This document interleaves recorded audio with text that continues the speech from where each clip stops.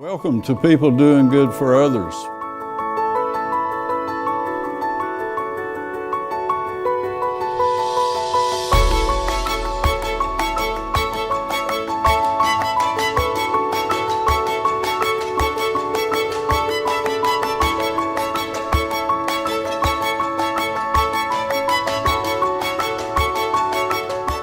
Hello friends, this is People Doing Good for Others, where we honor and celebrate and hold in the light those who are truly making significant contributions in our communities. I'm Gary York and I'm grateful to be here. I want to thank Wilkes Communications, RiverStreet Productions, and 100.9 WIFM for the sponsorship, and I'm sure that this is going to be a rewarding experience, and thank you for joining us. Our featured guest today is Zach Barricklow. He lives in Sparta, grew up in Michigan. He's a person who's had experience in the Peace Corps, AmeriCorps. He's been out of the country and lived in Mexico and Panama.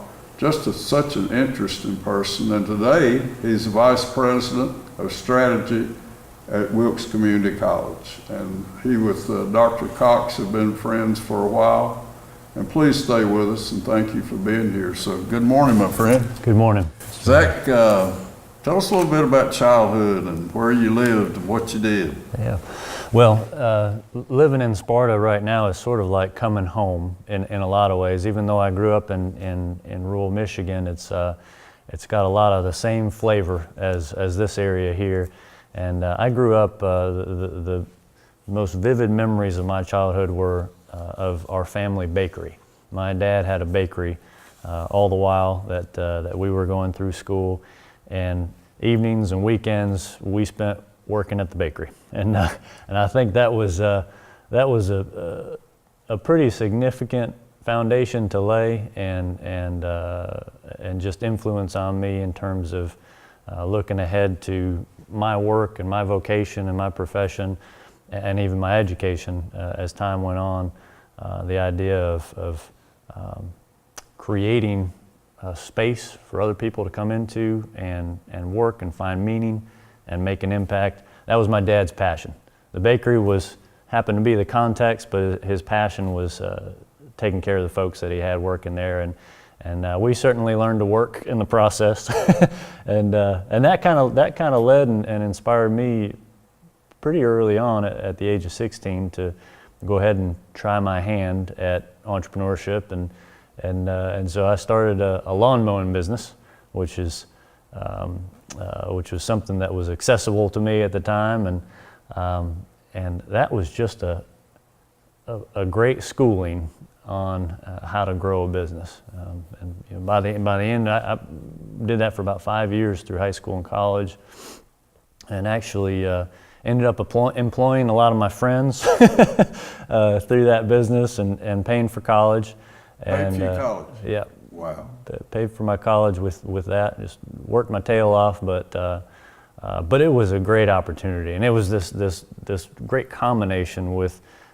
I studied management in college, and so it was this great combination of study and then application along with it. So that was. Very the time I've spent with you, I'm just really impressed with your sense of hope. You're just a person who just reaches out to people, and you talk about how we can get there type things. And I want to thank you for that. You're a minister of hope. I'll just call you that. Well, Zach. I appreciate that. Yeah. I appreciate that. Go back to the bakery and.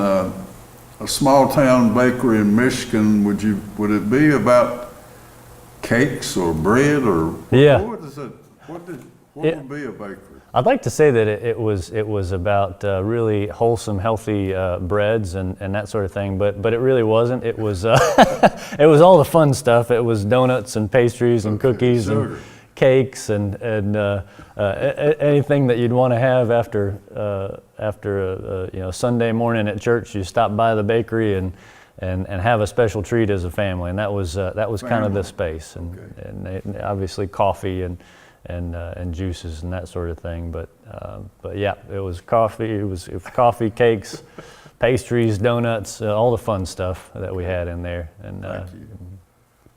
Call into the Peace Corps. Let's go there.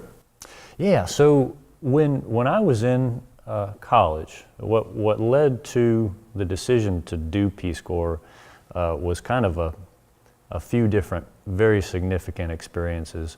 But a big turning point for me that led to Peace Corps was actually some time that I spent in Mexico in college. And I had the opportunity to take some time away from the campus in the U.S. and go down to central Mexico. Querétaro is the name of the town. It's kind of like Boston, the Boston of Mexico.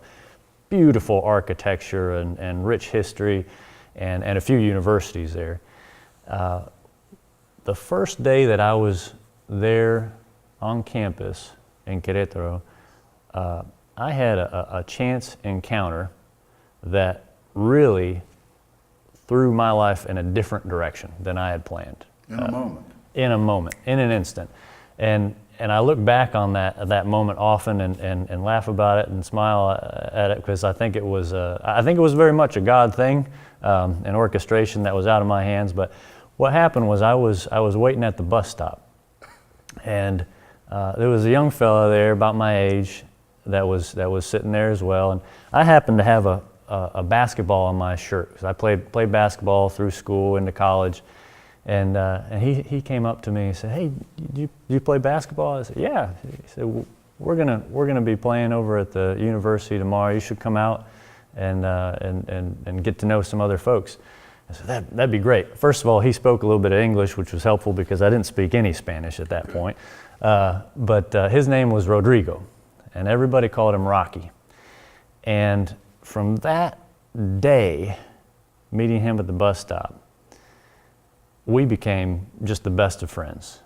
I spent every day with Rocky, with his family, got to participate in their family gatherings, go on vacation with them, saw different parts of the country, really got to know the culture and really learned the language as well as a result. But Rocky's story, Rocky's situation really affected me deeply because he was a first-generation college goer. He was from a very poor family in a very rough neighborhood in that area. Single parent home. His mom was raising him and his sister. And he was social, athletic, popular guy, but disciplined and motivated to make the most of his college experience and his classes and his career. And I, meanwhile, was pretty well taking it for granted that I was in college. I just did not have the perspective that he did, that this was a gift. It was a gift to be there. It was a gift to be educated. And from that point,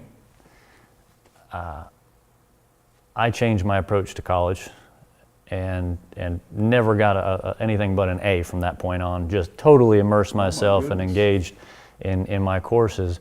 But then also it tweaked something in my mindset about business, about entrepreneurship, about service. And so when I got back to the U.S., I actually decided that I was going to work really hard and sell my business and take time off of college and go back to Mexico and learn a bit about what it means to do community development. And you call that a razor-thin existence, that he presented that to you. That's right. What you said? That's right. Yeah. I think Rocky in a lot of ways represents a similar dynamic that some of our neighbors and friends here in Wilkes County, Ashe County, Allegheny County, where the community college serves, he represents a fairly similar dynamic where these kids are coming from very disadvantaged backgrounds with a lot working against them, and their families are on that razor-thin edge economically, financially, to where the idea of taking time to go to school, to go to college, can sometimes be a stretch, can be risky. Yeah. And it takes that drive and that determination that Rocky had to really launch. And I'll tell you where Rocky ended up. We'll go back to me in a second, but where Rocky ended up, which was just incredible, his trajectory and his story. He ended up becoming a professor at my college in Michigan. He went from being a first generation student down in Querétaro to so immersing himself in that university and so connecting himself with that wider network that he got a scholarship to do graduate school in the U.S. and really thrived and eventually obtained a position as a professor there at Hope College. It's so called. You had a mutual benefit, the two of you. You grew and he grew. That's right. Absolutely, absolutely. And I feel definitely that I was the greater beneficiary there of the relationship. Well, tell us about the Peace Corps. So I eventually decided to apply for the Peace Corps and was accepted to go to Panama. And Panama is located in Central America. The Panama Canal is the most prominent sort of feature of the country itself. It's shaped sort of like the state of North Carolina. It's kind of a long country, size-wise more like South Carolina, but it's mountainous. And I went there to do community economic development. So I was taking sort of that educational side and that entrepreneurship side and taking it into the rural areas. So I lived in a village that was pretty far flung.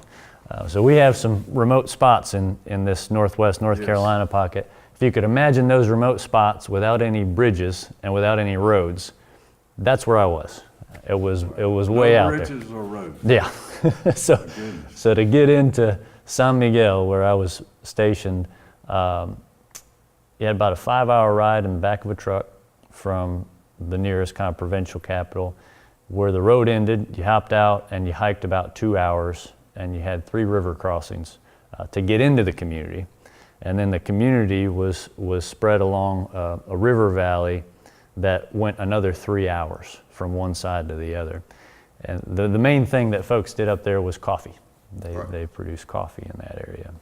Zach Barricklow, tell us about some of the facts that we're facing here today in Wilkes County. You've educated me somewhat. Yeah. Let's let everybody know about the first year and some of those things, about some of the youngsters that we're going to lift, we hope. Yeah, absolutely. So this is what draws me to the community college context. The last 8 years I've actually spent in corporate consulting, but what draws me and compels me to step into this space is really, it goes back to those Peace Corps roots, right? Okay. And those AmeriCorps roots, is looking around at our situation here in Ashe, Allegheny, Wilkes County. It has been a rough decade and a half for this area. As we look at the data, as we look at the statistics, there is only one other county in the country that was hit as hard by the recession as Wilkes County. One other county in the entire country was hit as hard as Wilkes County. And what that means is that it's affected not only kind of the average income of our families in this area, and Ashe and Allegheny, by the way, are an extension of that dynamic, same as Wilkes. We've lost the high-level jobs from Lowe's headquarters and that sort of thing, but then we also lost manufacturing jobs, and we lost a number of other sectors there that were a base, particularly for folks that didn't have a college education. So now we look at the data and we're finding, and we're disturbed by the fact that if you're born into poverty in one of these 3 counties, there's a 2. This is the Wilkes Community College outreach. We're talking about the 3 That's right. counties. Yeah. The The service area of Wilkes Service Community area, College great, is great. Ashe County, Allegheny County, and Wilkes County. Yes. So those are the 3 that we really have focused on in our strategic planning and in our analysis. So if you look at those 3 counties, and you take a child born into poverty, there's a 2 in 3 chance that they will remain in poverty throughout their life. They will not rise above. Only 1 in 3 will escape. That's right. That's right. Which is Wow. shocking, really. And so you look at that. You look at the fact that a marginal percentage of our population, the families here, make a living wage and a family sustaining income. You look at the fact that only about 1 in 5 in this service area have any sort of college experience. That means 4 in 5 don't. You start to paint this picture of these kids coming out of high school in one of these 6 area high schools, and they have a lot working against them. More than likely, their family and their social network has never gone to college. Their family is barely making it. That razor thin edge. Razor thin. They don't necessarily have the guidance or support network to help them choose a path. And so that's the other thing that we've really clued into, is that the guidance counselor to student ratio in these area high schools is about 354 to 1, which, if you put yourself in the shoes of that guidance counselor, man, they have a task. Put yourself in the shoes of one of those first generation low income students, they don't have any support. They That's where just hope comes. That's right. So one of the first things that we've chosen to do as a part of our strategic planning for the future as a community college is we have marshaled the resources and found the people and set up the partnerships with these 6 area schools to place career coaches in each of those high schools. So those career coaches will be engaging with those students in conversation about, where do you want to go? What do you enjoy doing? What would be some high school courses, maybe some college courses that you could get in while you're still in high school to get a leg up on your education. We know, and this kind of goes back to the data that we were talking about a second ago, 67% of all new jobs in North Carolina require some sort of post-high school education. So all that data is a lot of numbers and a lot to think through, but basically what it comes down to is that education is the bridge for these students to have a brighter future. And for a lot of these students, Wilkes Community College is about the only bridge. And you met Dr. Cox in Allegheny? That's right, yeah. He was superintendent of schools. That's right, he was superintendent of Allegheny County Schools, and at that time, we had a little bit of a crisis in Allegheny with early childhood education. So we had a facility there, 5-star developmental day facility that was about to close, and it was about to close in 20 days.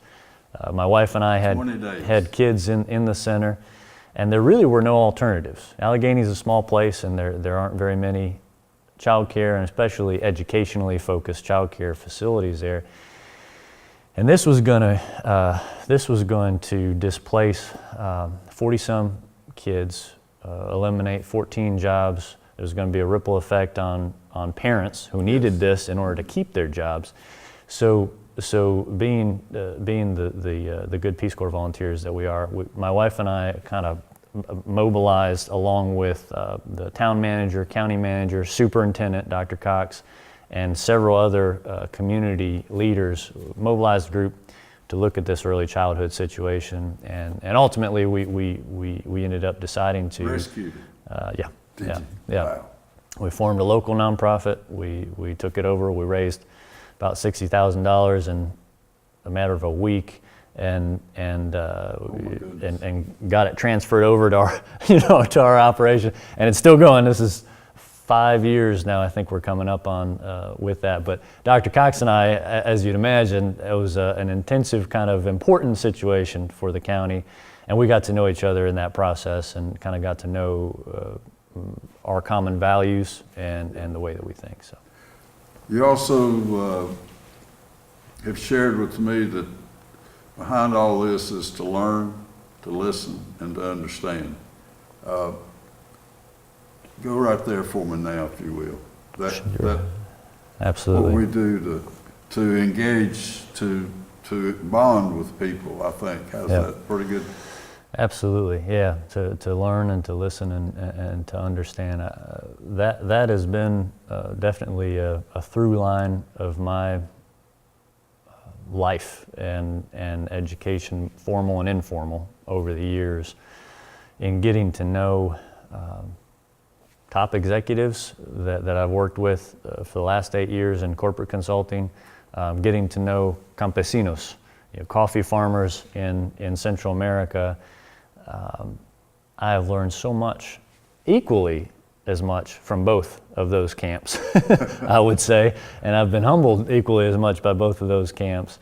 And at the core of it all is getting to know people, just as you do. Yeah. Get to know people and their stories and their insights and their lessons, and that's really where our wisdom comes from, right? Is from Everybody has a story to tell. That's right.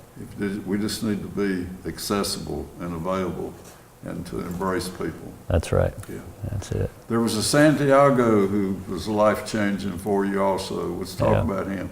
Santiago. So Santiago was, he was my host dad. They referred to him as host father, host family in Central America, in Panama. That was in San Miguel, the far-flung village I was describing earlier. So I lived in, and I wish I'd brought a picture of my hut. You can imagine kind of a rough, beat-up horse stable up on a mountain. That was my house for 2 years, and it was right next to another kind of thatched roof hut of Santiago and his wife. And Santiago was one of these people that showed me the difference between intelligence and education. There are some people who have a lot of education, and that's a great thing to have a lot of education. There are some people that have zero or minimal education, but have intelligence just through the roof. And Santiago is one of these guys. And I just kind of uncovered these things little by little as I got to know him. He had delivered over 100 babies in that village over the course of time. Just about everybody, of a certain age, Santiago had delivered them. So he was a male midwife. His dad was the medicine man in the generation before. So Santiago, he knew every tree, every flower, every seed, every plant that you could use medicinally. And so people would come to him for medicinal guidance. Was a doctor. Yeah. Sort of. Yeah, kind of a country doctor. Santiago was a very skilled farmer and coffee producer. He worked with some of the major brands and producers in Panama and helped kind of develop those inroads with those companies for coffee farmers in his area. He, as we were going to his coffee farms, he would describe the trees, and he would name them all and tell me the history of how they used them. And at a certain point, I thought, there's a Smithsonian Tropical Research Center in Panama. I could probably get a hold of them, and I bet that they would like to hear these stories, because that's their whole purpose, is to kind of catalog these trees and species. So I did. I got them in touch, brought them out there. We worked on an inventory of trees, and Santiago added 10 trees to the Smithsonian's list that he had more background on than they did, which I thought was just phenomenal. So this guy was good at everything he did. At one point he got hurt his back, wasn't able to farm, so he learned how to make clothes, and then all of a sudden became this famous tailor and clothes maker in that region. People would come from all. He was just good at everything he did, and he was just the quintessential example of a brilliant person. He had a 6th grade education. Right. 6th grade education. He was a midwife, right? Yep. Delivering That's right. babies. Wow. That's right. Yeah. So you're with him 2 years. I was. Yeah, I was with him actually a little bit less than 2 years. Sadly, while I was in San Miguel, actually I was out of town at the time. He passed away, and that was really emotional for me because he had really become like family to me. And Zach Barricklow, Wilkes Community College Vice President of Strategy. Let's get deep into what we're going to do. yeah, What's your vision, along with Dr. Cox and many others, to matter here in a special way and to do it on a timely basis? Yeah. So as we've researched and benchmarked other high-performing community colleges around the country, and that's what we've been engaged in the last 10 months. We pulled together internal stakeholders, we pulled together community leaders, we looked at all of these other colleges and community colleges around the country, and we did some soul searching as an entity to say, what is our issue in this area? What is our number one issue? And what is the constellation of strategies that's really going to impact that? The issue and the central vision of our strategic plan is more students with meaningful credentials that meet workforce needs and earn a family-sustaining income. So we want more students earning credentials that are going to represent a good living for them and are going to represent a skilled workforce for our businesses in this area. That is at the core of what we're trying to do. But as we've dug into that, we've realized that you don't solve that problem right when they're leaving the community college. You solve that problem a lot earlier. So it goes back to some of that early engagement with middle schoolers, with high schoolers via career coaches, with late high school students through the Career and College Promise program, which allows them to take courses of the community college for free, basically, and get a start on their associate's degree. So we're looking at all those things. But as we sat down with employers and local industry, business leaders, a couple of the things that jumped right off the page in our notes were soft skills development. So some of the professionalism and the analytical thinking, the customer service. Foreign to so many youngsters today. It is. That's what we're hearing. Loud and clear is that it is foreign to most youngsters. But here's one of the reasons why, and this is what we dug a little bit deeper to find out, was youth employment. So when I was going through school, when you were going through school, we worked for the most part, right? Some of us worked a lot during those years. And when you work, you bump into these realities of the real world outside of school, and you learn work ethic, and you learn accountability, and you learn customer service, and you learn problem solving. You learn these things organically when you're working. Well, between 2002 and 2012, that's the stat I'm really familiar with, the youth employment rate across the country, and this is true here too, just plummeted to nothing. So a very small percentage of students are coming out of high school or college with any work experience whatsoever. So one of the pieces to this puzzle that's really important is we want to expand our internships, our apprenticeships, our work-based learning, our service-based learning to get these kids out into the world and get some work experience, right, because we feel that will make them more employable and more successul ultimately. Zach, as we come close to the end, you're my new minister of hope. You bring a can-do feeling. Your presence does that in a special way. The opportunity that's facing you today, you and as you partnered with Dr. Jeff Cox, end with a mission, if you will, about this is what we're going to do. Yeah. So what we want to do ultimately is lift up our neighbors. Lift our neighbors. That is the core of what Dr. Cox and I have in common, and what I've discovered over the last year in working with all these community leaders in education, industry, business, retirees, et cetera. That's what everybody wants. Everybody wants to see their neighbors better off, and that's what drives us every single day, and that to me is a compelling mission.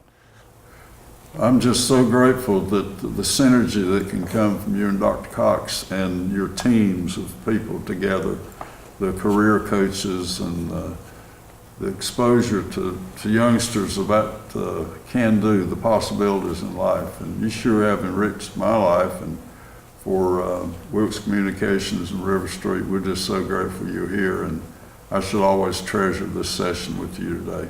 Thank you, Gary. Me too. It's been a pleasure. I appreciate you having me.